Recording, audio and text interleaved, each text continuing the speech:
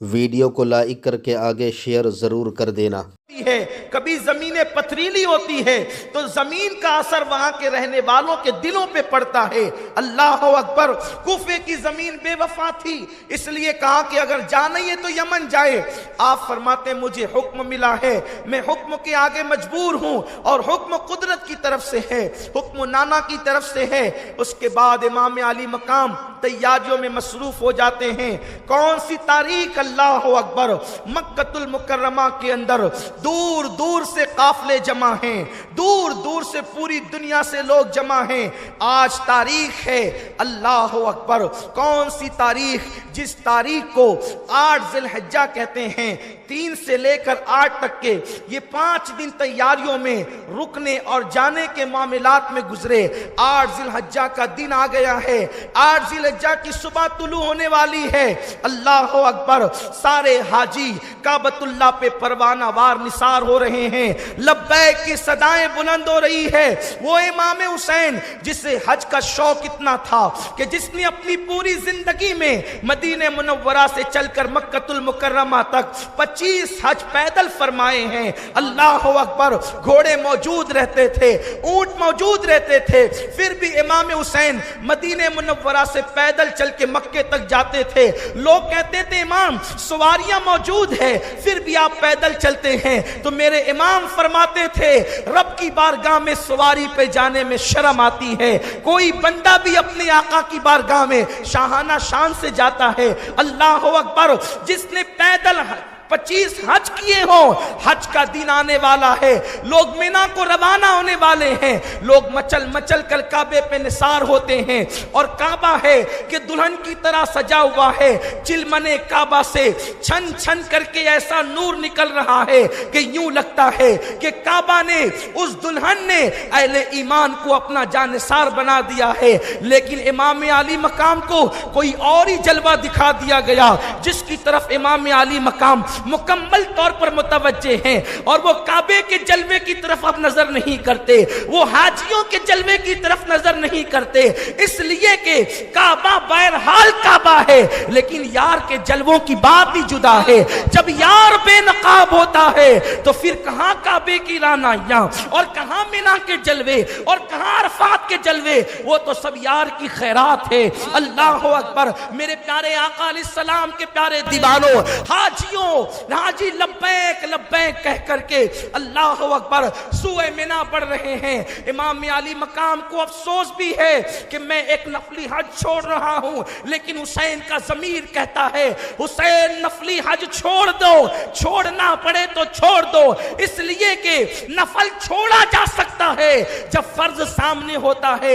اسی دن کے لیے پالا گیا تھا، اسی دن کے لیے کندھوں پہ اٹھایا گیا تھا، اسی دن کے لیے جبریل کو جھولا جھلانے کے لیے بھیجا گیا تھا، اسی دن کے لیے سجدے طویل کیے گئے تھے، اسی دن کے لیے زبان چسائی گئی تھی، اسی دن کے لیے حسین منی وانا من الحسین کا نعرہ لگایا گیا تھا، اسی دن کے لیے جمعہ کا خطبہ چھوڑ کر منبر سے اترا گیا تھا، اسی دن کے لیے کہا تھا حسین کا خون میرا خون، حسین کا جسم میرا جسم، حسین سے صلح مجھ سے صلح، حسین کی عداوت مجھ سے عداوت، اسی دن کے لیے کہا گیا تھا حسن حسین جنتی جوانوں کے سردار ہیں، اسی دن کے لیے کہا گیا تھا میرے ماں باپ حسین پہ قربان ہو جائیں۔ حسین تاخیر نہ کرو، نفل و حج چھٹا ہے تو چھوڑ دو، لیکن فرض کی طرف بڑھو، اس لیے کہ نفل حج کے بعد انسان کے درجات بلند ہوتے ہیں، لیکن جس فرض کی طرف تم جا رہے ہو اس فرض کی برکت سے دین کا چہرہ نکھرے گا، ایمان کی رعنائیاں بڑھے گی، مرتد ہونے والے اور بے دین ہونے والوں کو دین کا جذبہ ملے گا، دین کو تحفظ ملے گا، قرآن کے الفاظ کو تحفظ ملے گا، قرآن محفوظ رہے گا، اذانیں محفوظ رہے گی، نمازیں محفوظ رہے گی، دین کو تحفظ ملے گا۔ اللہ اکبر، حسین اگر حج کا شوق ہے تو پھر باندھ کمر ہمت پر کفن، عزم کا کفن باندھ، اور اللہ اکبر وہ احرام باندھ لے۔ حاجیوں نے تو چادروں کا احرام باندھا ہے، تو اپنی کمر پر ہمت کا احرام باندھ لے۔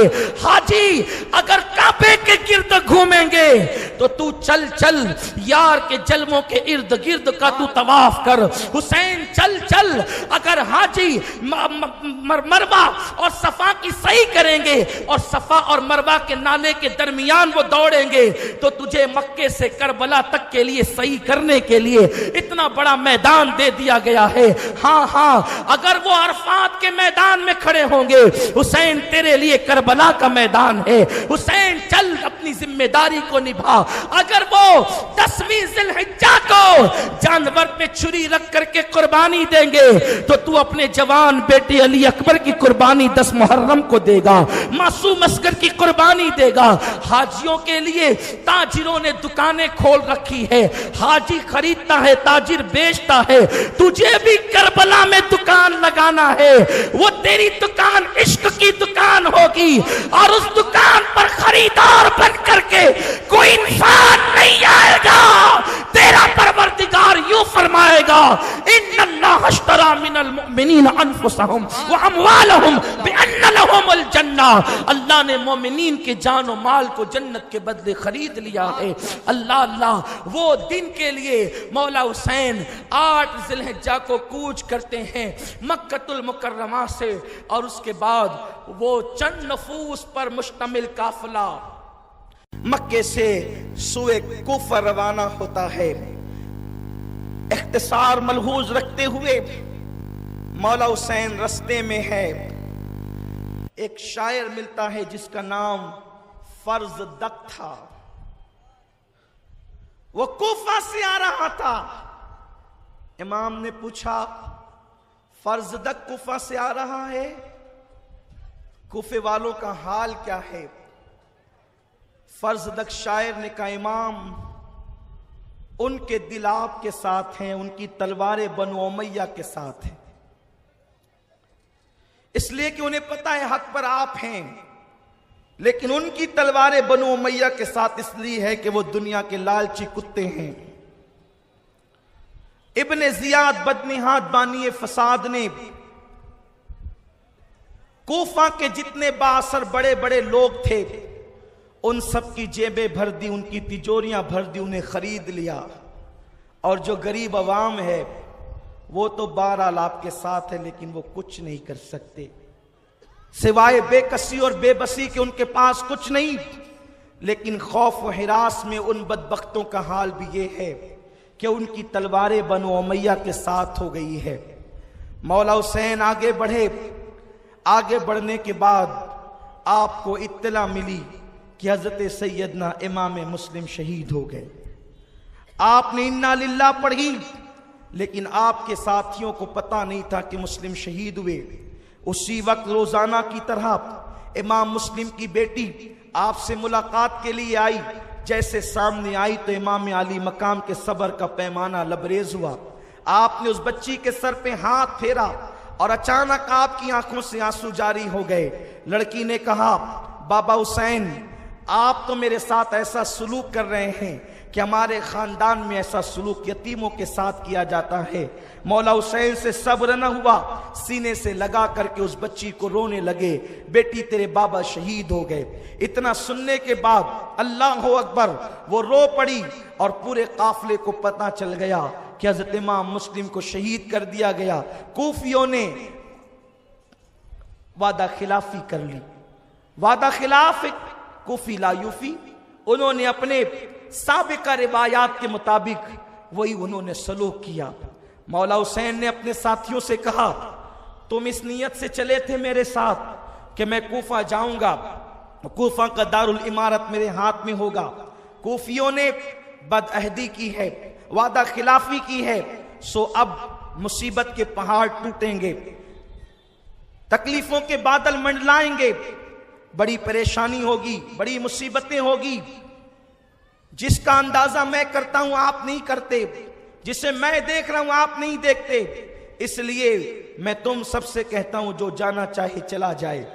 لیکن آپ کو حیرت ہوگی، کچھ لوگ مکے سے ساتھ ہوئے تھے، ان میں سے کچھ لوگ واپس لوٹ گئے، لیکن جو مدینہ طیبہ سے ساتھ چلے تھے انہوں نے کہا جان دیں گے حسین لیکن تجھے چھوڑ کر نہیں جائیں گے، آپ کے بعد جینا بھی کوئی جینا ہے، ہم ایسا نہیں کریں گے۔ اور آگے بڑھے، حضرت امام عرش مقام امام حسین علیہ جدی علیہ السلام نے حضرت قیس کو کوفہ کی سرزمین پر خط لے کر کے بھیجا، حالات کہ تم لوگوں نے بلایا، بے وفا ہو گئے، اور اب تمہارا ارادہ کیا ہے؟ اب کہو تو میں واپس چلا جاؤں۔ وہ خط ابن زیاد کے ہاتھ میں پہنچا، اس لیے کہ قادسیہ میں ہی جناب قیس کو پکڑ لیا گیا تھا، اور جب حضرت قیس کو لایا گیا، کوفہ کے دارالامارت پہ کھڑا کیا گیا، اس نے کہا ابن زیاد نے، قیس اگر اپنی جان کی بقا چاہتا ہے، جان کی حفاظت چاہتا ہے، تو پھر کوفہ کے دارالامارت پر کھڑے ہو کر حسین کو اور اس کے ابا کو گالیاں دے، میں تجھے انعام دوں گا، تیری جھولی بھر دوں گا۔ قیس نے کہا ٹھیک ہے، اوپر چڑھے، اس لیے کہ خریدا سب کو نہیں جا سکتا، کیونکہ کچھ ایسے لوگ ہوتے ہیں جب کسی سے پیار کرتے ہیں تو پھر جان سے زیادہ پیار کرتے ہیں، اور پھر اہل بیت سے پیار کرتے ہیں تو پھر انداز جدا ہوتا ہے۔ اس لیے کہ مومنوں کی شان یہ ہے کہ وہ رسول اللہ کی گلی کے کتے سے بھی محبت کرتے ہیں۔ جب وہ نبی کے گلی کے کتے سے پیار کرتے ہیں تو پھر وہ نبی کی اولاد سے کتنا پیار کرتے ہوں گے۔ حضرت قیس دارالامارت پر گئے، آپ نے خطبہ پڑھا اور فرمایا، لوگو، حسین ابن علی وہ ذات ہے کہ روئے زمین پر اس وقت ان سے افضل کوئی ذات نہیں، اور یہ ابن مرجانہ خبیث، ابن زیاد بانی فساد، اس نے تمہیں ورغلا رکھا ہے۔ لوگوں آنکھیں کھولو، تم نے خطوط بھیجے، تم نے ابن رسول کو بلایا، تم نے دعوت دی، مہمان بنایا، اور تم کیا کر رہے ہو؟ جب یہ باتیں آپ نے کہنی شروع کی، وہ غصے میں آ گیا اور جلاد کو کہا کہ اس کے ٹکڑے کر دے، اور جلاد آیا اور حضرت قیس کو اس نے شہید کر دیا۔ حضرت قیس امام علی مقام اور ان کے نانا پہ درود و سلام پڑھتے ہوئے انہوں نے جام شہادت نوش فرمایا۔ اس طریقے سے معرکہ کربلا کا یہ جو ہے چوتھا شہید تھا۔ پہلا شہید حضرت امام مسلم، دوسرے تیسرے شہید محمد و ابراہیم، اور یہ چوتھا شہید اللہ اکبر۔ اور بھی لوگ اس درمیان میں شہید ہوئے، لیکن چونکہ یہ قافلہ حسینی کے لوگ تھے اس لیے ان کو کربلا کے شہیدوں میں شمار کیا جاتا ہے۔ میرے پیارے آقا صلی اللہ علیہ وسلم کے پیارے دیوانوں، امام عرش مقام کو 4 لوگ کوفہ سے آ کر کے ملے۔ آپ نے ان سے پوچھا کیا حال ہے؟ ان لوگوں نے کہا امام وہاں تو اتنا بڑا لشکر تیار ہے آپ کے خلاف کہ اگر ہم نے اپنی زندگی میں اس سے بڑا کوئی لشکر نہیں دیکھا، آپ کے ساتھ اتنے کم لوگ ہیں، آپ واپسی کا ارادہ فرما لیں، یا آپ ایک کام کریں کہ آپ کو فلاں فلاں حکومت کے کارندے مدد کرنے کے لیے تیار ہے۔ امام نے فرمایا نہیں، مجھے کسی کی مدد کی ضرورت نہیں ہے۔ یہاں میں ایک خاص بات عرض کر دینا چاہتا ہوں کہ یہ جو واقعات ہو رہے تھے، یہ چونکہ وہ دور اتنا سست رفتار تھا کہ خط پہنچانے کے لیے مہینہ مہینہ بھر 15 دن کا عرصہ لگتا تھا، بلکہ کوفہ سے کربلا کا فاصلہ کوئی بہت زیادہ نہیں ہے۔ آج کے اس دور میں اگر کوفہ سے 1 گھنٹہ بس چلائی جائے، 1 سے 1.5 گھنٹہ، تو آدمی کربلا پہنچ جاتا ہے۔ کربلا میں کیا ہوا امام کے ساتھ یہ کوفے والی عوام کو پتہ نہ چلا۔ کربلا میں امام کے ساتھ جو ہوا، یہ جو جتنے دن تک کے یہ سب سپاہیوں کو اور افسروں کو پتا تھا، عوام کو پتا نہیں چلا۔ مجھے حیرت ہے، جب 1 گھنٹے کا فاصلہ اگر اس کو زیادہ سے زیادہ آپ گنے تو پیدل چل کر کے وہ 1 دن کا فاصلہ ہے یا 1.5 دن کا فاصلہ ہے، تو ان لوگوں کو پتا نہیں چلا کہ کوفہ والوں کو کہ کربلا میں کیا ہو رہا ہے۔ اللہ اکبر! تو ہندوستان والوں کو کب پتا چل گیا کہ کربلا میں امام حسین ہے؟ کب پتا چل گیا؟ یہ پلید دشمنان اہل بیت اس طریقے کی بات آج پیش کر رہے ہیں کہ فلاں تاریخ میں لکھا ہے جی کہ فلاں فلاں مشرکین اتنے کربلا میں امام حسین کے ساتھ گئے۔ ہم نے کہا پلید نظر کر، تاریخ پر ایمان نہیں لایا جاتا۔ ہم تاریخ پر ایمان نہیں لائے، ہم حدیثوں پر ایمان لائے ہیں، اور ہمارا ایمان ہے حسین پر جنہوں نے جان دی ہے وہ سب کے سب جنتی ہے، کوئی مشرک کبھی جنتی ہو نہیں سکتا۔ اور حسین اس عظیم ذات کا نام ہے، ارے جس کی اولاد کی اولاد کی اولاد کی اولاد अगर कोई उसके कपड़े धुल दे तो मेरे नबी ख्वाब में आकर उसे ईमान की दौलत अता करते हैं। हुसैन का कोई साड़ू होकर के मुशरिक रहे, ये मौला हुसैन की इज्जत, गैरत और उनके खून की तासीर की अजमत के खिलाफ है। लोगों, बोलने से पहले तोलो और इस तरीके की वाहियात बातें न करो। लोगों, अपने ईमान की हिफाजत करो। कल तुम्हें इमाम हुसैन को भी मुंह दिखाना है, कल तुम्हें सैयदा ज़हरा को भी मुंह दिखाना है। इसलिए अखबार के हवालों पर किताबें नहीं लिखी जाती। अखबार तो कहते ही उसे हैं कि जिसमें इम्कान सिद्क को किस्म होता है, जो सच्चा नहीं उसी को अखबार कहते हैं। इसलिए इस तरीके के आज फितनों का दौर है, किसी फितने की तरफ तवज्जो न करें, हम अपने बुजुर्गों के नक्शे कदम पर चलें। तो अर्ज ये कर रहा था, मौला हुसैन को इत्तला दी गई कि वहां तो बहुत बड़ा लश्कर तैयार हो रहा है, लेकिन लश्कर को लोगों को ये नहीं बताया गया कि ये लश्कर जाएगा कहां। अल्लाह अकबर। मौला हुसैन ने फिर फरमाया, एक काम करते हैं कि हम लोग कोई दूसरे रास्ते से कहीं चलते हैं। हज़रत इमाम मुस्लिम के बेटों ने, उनके भाइयों ने कहा, मुस्लिम की शहादत के बाद हम जिंदा नहीं रहना चाहते, या तो हम बदला लेंगे या तो हम भी शहीद हो जाएंगे। मौला हुसैन ने फरमाया, फिर तकदीर की तरफ बढ़ो, तदबीर नाकाम है, तकदीर की तरफ बढ़ो। अल मुख्तसर ये कि वो काफिला बढ़ता गया, सामने से देखा 1000 का लश्कर लेकर हुर आ रहा है, दो पैर चिलचिलाती है। हुर को देखा, हुर जैसे ही आया उसने कहा, हुसैन मुझे इब्ने जियाद ने भेजा है ताकि मैं तुम्हें उसके पास पहुंचा दूं।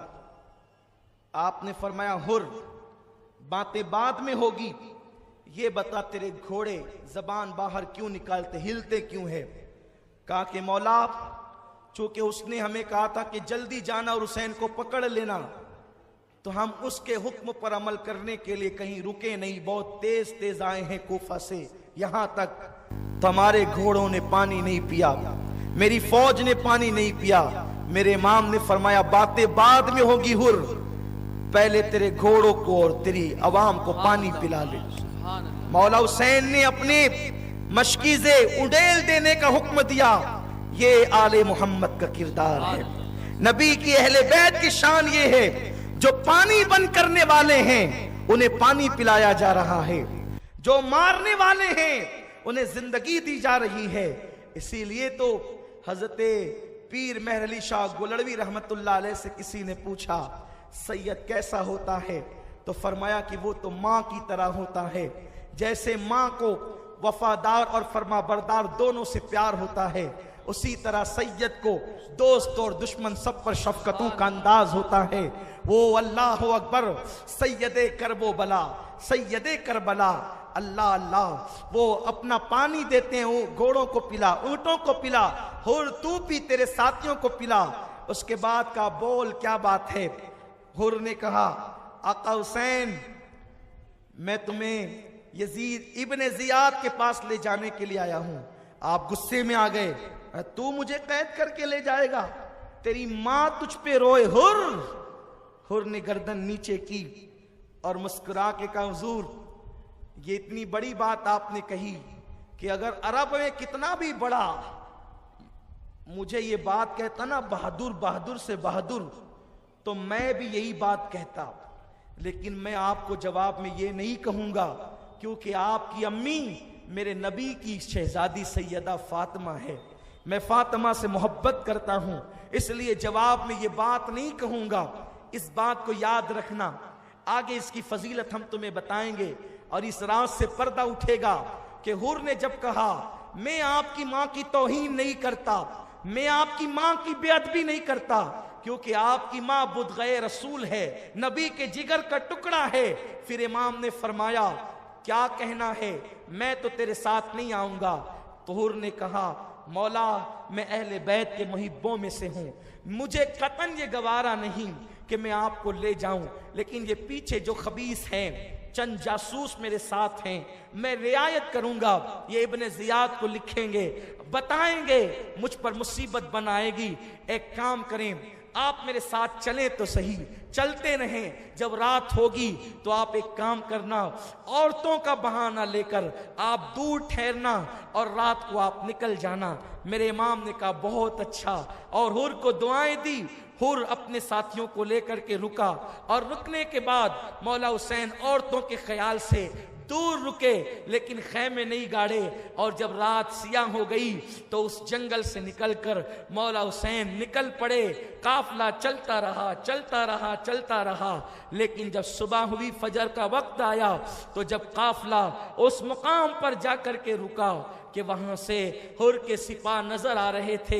اتنا چلنے کے بعد بھی حر کی فوج نظر آ رہی تھی, اور جیسے ہی قدم مولا حسین نے اس زمین پر رکھے, اس زمین کی ایک عجیب خصوصیت تھی.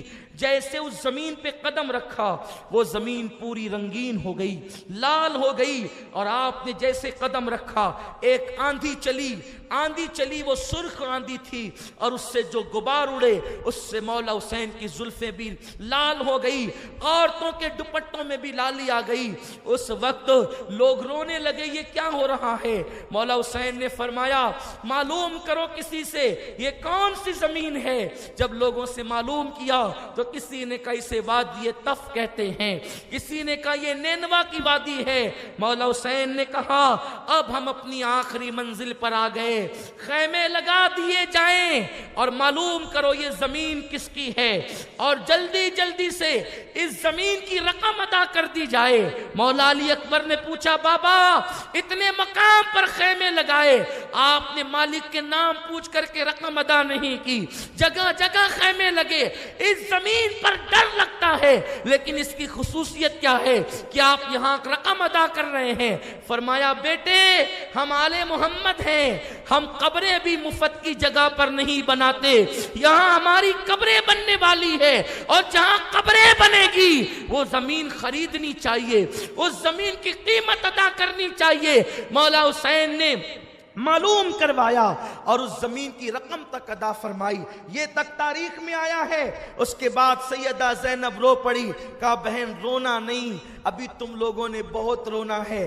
امام زین العابدین رو پڑے, بیٹے رونا نہیں, تم نے ابھی بہت رونا ہے. اور اس کے بعد مولا حسین نے کہا یہ زمین کربلا ہے, یہ کرب و بلا کی زمین ہے, یہی ہماری آخری منزل ہے, اب ہم نے یہیں پر رہنا ہے. اس کے بعد امام علی مقام نے فرمایا خیمے گاڑو, خیمے لگا دو. تو جیسے ہی کھوٹیاں گاڑنے کے لیے زمین پر جو ہے وہ کیل ٹھوکی جاتی, اس میں سے تازہ خون نکل پڑتا. یہ وہ روایتیں ہیں جو بہت محتاط علماء اہل سنت نے لکھی ہے. لوگ یہ نہ سمجھیں اس لیے کہ بعض یزیدی جو ہے وہ گفتگو کو بے اثر بنانے کے لیے ایسی افواہیں عام کرتے ہیں کہ لوگ بیان کرتے کرتے من گھڑت روایتیں بیان کرتے ہیں. لیکن میں اپنی گفتگو کے متعلق کہوں, انشاءاللہ فقیر سے جو بھی کربلا کے متعلق آپ سن رہے ہیں, آپ جس دن چاہیں تشریف لے آئیں, فقیر کتاب حاضر کر دے گا. ہم کتاب کے ذریعے سے کہتے ہیں, لیکن یاد رکھنا مجھے اپنے پڑھنے پہ ناز نہیں ہے, میں پڑھا ہوا آدمی نہیں ہوں, میں حسین کے قدموں میں پڑا ہوا آدمی ہوں. میں پڑھا ہوا نہیں, ایک ہے پڑھنا ایک ہے پڑھنا. میں حسین کے قدموں پہ ان کی چوکھٹ پہ پڑا ہوا ہوں, لیکن اس پر شکر کے طور پہ اتنا ضرور کہتا ہوں جتنے پڑے ہوئے ہیں سب لے آئیں ایک پڑے ہوئے کا مقابلہ کرنے کے لیے. انشاءاللہ دنیا دیکھ لے گی. یہ شکر کے طور پہ کہتا ہوں کہ کیا دبے جس پہ حمایت کا ہو پنجہ تیرا, شیر کو خطرے میں لاتا نہیں کتا تیرا. میرے پاس ایک سند ہے جسے حسینی نسبت کی سند کہتے ہیں, باقی اور میرے پاس کوئی چاہے سودا خرید لے, جسے نہ چاہے نہ خریدے, کوئی اور دکان دیکھ لے, اس لیے کہ ہم وہ سوداگر نہیں ہیں کہ نقلی مال بیچ کر کے شہر بدل دیا کرتے ہیں. ہم تو یہیں رہتے ہیں, یہی رہنا بھی ہے, اور انشاءاللہ آخری وقت مدینہ منورہ میں پھر انشاءاللہ تبارک و تعالی وہی آنکھیں بند ہونی ہے. لیکن اتنا ضرور کہتا ہوں جب تک موت نہیں آتی آپ کے درمیان رہنا ہے. آپ جو حوالہ چاہیں لے سکتے ہیں, کتاب کتاب دیکھ سکتے ہیں تو وہاں سے تازہ خون نکلنے لگا. مولا حسین نے جب یہ بات بتائی گئی تو کہا کہ یہ زمین ہی ایسی ہے. وہ تاریخ ماہ محرم کی دوسری تاریخ تھی. حر نے پوچھا حضور آپ گئے نہیں؟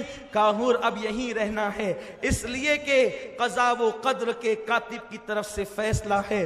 حسین اپنی منزل پر آ گیا ہے. ایک بات آپ کو بتاؤں، یہ بات کوئی ڈھکی چھپی نہیں ہے کہ وہ جانا چاہ رہے ہیں، نکلنا چاہ رہے ہیں، پھر آ رہے ہیں، ایسا نہیں، بلکہ ایک جنگ کے موقع پر حضرت مولائے کائنات شیر خدا نے جب اس زمین پہ قدم رکھا تو آپ رو پڑے. لوگوں نے کہا او بہادر مولا علی، تم تو ایک ہاتھ میں خیبر کا دروازہ اکھیڑتے ہو، جنگ کے موقع پہ رو رہے ہیں.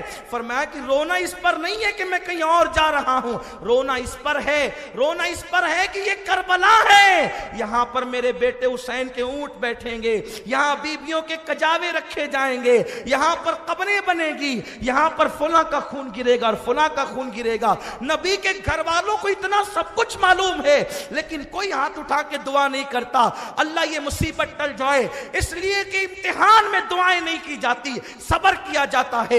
لوگ ان سارے واقعات پر یہ بھی کہہ سکتے ہیں کہ آپ تو غوث پاک کو مشکل کشا مانتے ہیں، آپ تو غوث پاک کو مدد کے لیے پکارتے ہیں. ارے جب حسین اپنے بچوں کی مدد نہ کر سکا تو ان کا بیٹا عبدالقادر تمہاری کیا مدد کرے گا؟ ہم کہتے ہیں نادان، دو میدان ہوتے ہیں، ایک میدان فضیلت ہوتا ہے اور ایک میدان امتحان ہوتا ہے، ایک میدان محبیت ہوتا ہے، ایک میدان محبوبیت ہوتا ہے. محبیت کے میدان میں امتحان دیا جاتا ہے، کرامت نہیں بتائی جاتی، اور محبوبیت کے میدان میں کرامتیں بتائی جاتی، امتحان نہیں دیا جاتا. سبحان اللہ. حسین امتحان کے لیے بیٹھے ہیں، اس لیے وہاں کرامتیں نہیں، وہاں کرامت کربلا میں نہیں دکھائی لیکن کربلا کے باہر تو دکھائی، انہی ایام میں دکھائی. اٹھائیں کتابیں پڑھیں، پڑھ لے، اشارہ دے دو صرف. ایک دریا ہے، لوگ ڈوب رہے ہیں، انہوں نے کہا یا حسینہ، مولا حسین ہماری مدد کر. سبحان اللہ. اس سے پتا چلا کہ 1300 ساڑھے 1300 سال پہلے ڈوبنے والے بھی مولا حسین کو پکارتے تھے، سبحان اللہ. حسین المدد. دیکھا کہ ایک بندہ ہے، سیاہ داڑھی ہے، آتا ہے کشتی کنارے لگاتا ہے، کشتی کنارے لگاتا ہے، اس کے بدن پہ خون کے چھینٹے ہیں، داڑھی بکھری ہوئی ہے. کہا مولا کون ہے؟ کہا پکارا کسے تھا؟ سبحان اللہ. پکارا کسے تھا؟ کہا حسین کو. کہا وہی حسین ہوں. سبحان اللہ. کہا حضور آپ کی داڑھی بکھری ہوئی، خون کے دھبے بدن پر، کپڑوں پر، یہ گفتگو کا موقع نہیں ہے، میں کربلا میں ہوں. کربلا میں پکارا، مدد کے لیے آ گیا، جلدی ہے. اور اس کے بعد مولا حسین ان سے دور ہو گئے، ان کی نظروں سے اوجھل ہو گئے. کرامتیں پھر مقام محبوبیت پہ بتائی جاتی ہے، حسین وہاں کرامتیں بتانے نہیں گئے. اور وہاں بھی کچھ کرامتوں کا ظہور ہوا ہے، ایسا نہیں کہ بالکل نہیں ہوا، لیکن یہ ایک الگ عنوان ہے. 2 محرم مولا حسین کربلا میں. اس کے بعد حر خط لکھتا ہے کہ مولا حسین یہاں ہے. عبید اللہ ابن زیاد، سعد ابن ابی وقاص رضی اللہ تعالی عنہ کے بیٹے عمر بن سعد، عمر بن سعد کو کہتا ہے دیکھ تجھے حسین سے لڑنے جانا. اس نے کہا حسین سے؟ کہاں، میں نہیں جاؤں گا. نہیں جائے گا تو تجھے رے کی حکومت نہیں ملے گی. اس نے کہا پھر ٹھیک ہے جاؤں گا، لیکن اپنے بیٹوں سے مشورہ کرو. گھر گیا تو بیٹے اور بھانجے نے کہا مت لے رے کی حکومت، 2 دن کی حکومتیں، آل نبی کے ہاتھ خون سے اپنے ہاتھوں کو رنگین نہ کر. لیکن وہ نہیں مانا، نکل پڑا. لے کر کے آیا لشکر اور 500 لوگوں کو اس نے فرات کے کنارے پہ بٹھا دیا. آل نبی کے خیمے میں کوئی پانی کا قطرہ نہ جائے. کیسی نیرنگیاں ہیں دور کی. باپ اتنا نیک کہ نبی نے جنت کی بشارت دی. سعد ابن ابی وقاص، حضور نے کہا سعد تجھ پہ میرے ماں باپ قربان. اور بیٹا ایسا پلید، آل نبی کا دشمن، آل نبی کا دشمن، آل نبی کا غدار. بہرحال اس نے بیٹھ کر کے بہت سی باتیں امام کے ساتھ کی. امام نے کہا کہ دیکھ ہمارے خون سے ہاتھ رنگین نہ کر، میں جہاں سے آیا ہوں وہاں جانے دے، یا کوئی دوسرے علاقے میں مجھے چلے جانے دے۔ آپ اس لیے ساری حجتیں تمام کر رہے تھے۔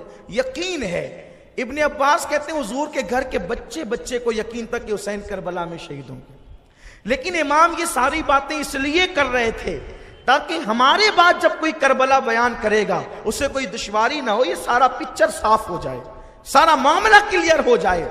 اور اس کے بعد امام عرش مقام نے اس کو بات لکھی تو اس نے ابن زیاد کو خط لکھا۔ ابن زیاد امام یہ کہتے ہیں، ابن زیاد نے بھی سوچا چلو ٹھیک ہی ہے، کوئی بات، کچھ نہ کچھ صلح کا راستہ نکل جائے، لیکن وہاں پر ایک بدبخت بیٹھا تھا، شمر ابن ذی الجوشن، یہ چتکبرا کتا تھا، یہ کوڑی تھا، کوڑی۔ حضور کی حدیث میں آیا ہے، آقا فرماتے ہیں میں نے خواب دیکھا کہ میرے خون میں ایک چتکبرا کتا، کوڑی کتا جو ہے وہ منہ ڈالتا ہے۔ صحابہ نے پوچھا حضور اس کی تعبیر کیا ہے؟ فرمایا کہ ایک ایسا شخص ہوگا جس کے بدن پہ کوڑ ہوگا، چتکبرا ہوگا وہ، اور وہ میرے حسین کو شہید کرے گا۔ ویڈیو کو لائک کر کے آگے شیئر ضرور کر دینا۔